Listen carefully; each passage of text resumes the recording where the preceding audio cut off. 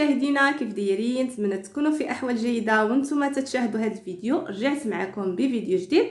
هاد المره هذه بغيت نشارك معكم واحد الوصفه اللي عباره على واحد العشبه اللي سميتها المريوت.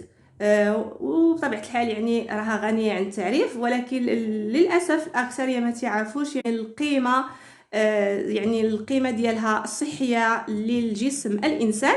فتابعوا معي. فإذا كنتوا أول مرة تزوروا القناة فضلا أدعوكم للاشتراك، وأيضا تفعلوا الجرس باش توصلوا بجميع فيديوهاتي القادمة، وأيضا ما تنساوش اللايك حتى الفيديو يعم الإفادة. ذكرت العشبة ديال المريوت يعني تعالج الأعراض التي تصيب القصبة الهوائية، بالأخص يعني تساعد في علاج السعال الديكي أو البلغم.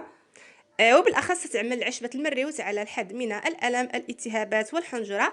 فباش ما نطولش عليكم فندوز معكم طريقه الوصف كيفاش تعملوا هاد التقطيرات ديال الانف.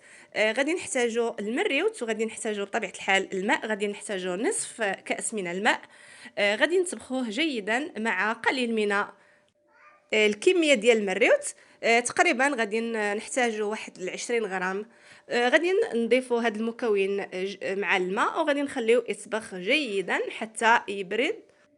ومن ثم ممكن لكم تعملوا تاخذوا يعني هاد القطيرات هذه. غادي تحتاجوا واحد الديسك ديال القطن اللي غادي تبلوه. ومن ثم غادي تعملوا نقيطات في الانف من 2 حتى 3 مرات يوميا. فهاد الطريقه هذه ديال المريوت راها مزيانه، يعني عندها واحد الخصائص مهمه للمضادات الفيروسات او البكتيريا او الفطريات. تتساعد على مكافحه العدوى للجهاز التنفسي اللي تسبب يعني انسداد. فهاد الطريقه راها امنه ومجربه 100%. يعني انا بغيت نشارك معكم هاد الوصفه هذه لاني يعني مجرباها سابقا وعندها واحد المفعول كبير في علاج الانسداد وايضا القصبه الهوائيه، بحيث انها تساعد في التخلص من البلغم وايضا الم الحنجره، السعال الديكي. فجربوها، يعني ما عندهاش واحد الاضرار جانبيه على الصحه.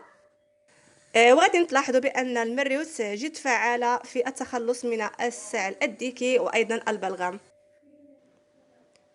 فملاحظه، فبالنسبه للنساء الحوامل خاصهم يتجنبوا نهائيا هذه العشبه هذه ديال المريض، لانها مضره بطبيعه الحال لصحه الجنين. فمن الافضل الامتناع النساء الحوامل عن تناولها او استخدامها. نكون وصلت لختام الفيديو. استودعكم الله التي لا تضيع ودائعه، والى اللقاء في فيديو اخر.